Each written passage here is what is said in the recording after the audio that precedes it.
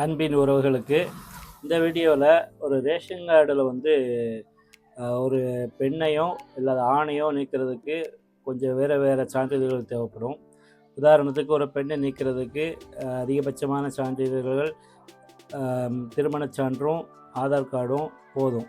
ஆனால் ஒரு ஆணை நீக்கிறதுக்கு என்னெல்லாம் தேவை அப்படிங்கிறத இந்த வீடியோவில் ஃபுல்லாக பார்த்தீங்கன்னா உங்களுக்கு புரியும். அது ஏன் எதுக்கு அப்படிங்கிறத இந்த வீடியோ ஃபுல்லாக பார்க்குறேங்க. ரேஷன் கார்டு பேர் நீக்கத்தை பொறுத்த வரைக்கும் 2 விதமான காரணங்களுக்காண்டி பேரை நீக்குவாங்க. ஒரு நபர் இறந்தால் அந்த கார்டுலேருந்து அந்த நபரை வந்து அந்த குடும்பத்திலேருந்து நீக்குவாங்க. இதுக்கு வந்து நம்ம இறப்பு சான்றோ ஆதார் கார்டு வச்சா போதும். ஆனால் ஒரு ஆணனை வந்து திருமணத்துக்கு பின்னாடி நீக்கிறாங்க அப்படின்னா அவர் வந்து வேறு ஒரு புதிய ரேஷன் கார்டு எடுக்க போகிறாருங்கிறத கணக்கில் வச்சுக்கிட்டு நீங்கள் வந்து ஒரு புதிய ரேஷன் கார்டுக்கு என்னென்ன தேவைப்படுமோ அதை அப்படியே இந்த ஒரு ஆண் நபரை நீக்கிறதுக்கு நம்ம வந்து ஆவணங்களாக வைக்க வேண்டியிருக்கும். அது என்ன அப்படின்னா, ஒரு வீடு வந்து தனியாக ஒரு புதிய ரேஷன் கார்டு எடுக்கிறாங்க அப்படின்னா அவங்க வந்து ஒரு புதிய முகவரியில் தான் எடுப்பாங்க.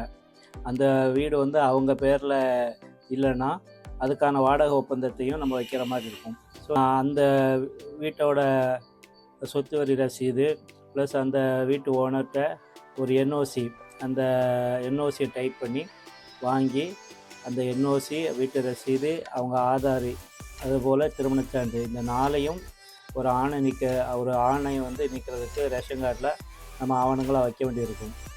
அதுக்கப்புறம் நம்ம புதிய ரேஷன் கார்டுக்கு அதை அப்படியே யூஸ் பண்ணிக்கலாம். ஸோ இந்த மாதிரி ஒரு பெண்ணை நீக்கிறத விட ஒரு ஆணை வந்து நீக்கும்போது கூடுதலான இந்த மாதிரியான ஆவணங்கள் தேவைப்படும். கூடுதலாக என்ஓசியும் அந்த புதிய ரேஷன் கார்டு எடுக்க போகிறதுக்கு உண்டான வீட்டு ரசீதும் தேவைப்படும்.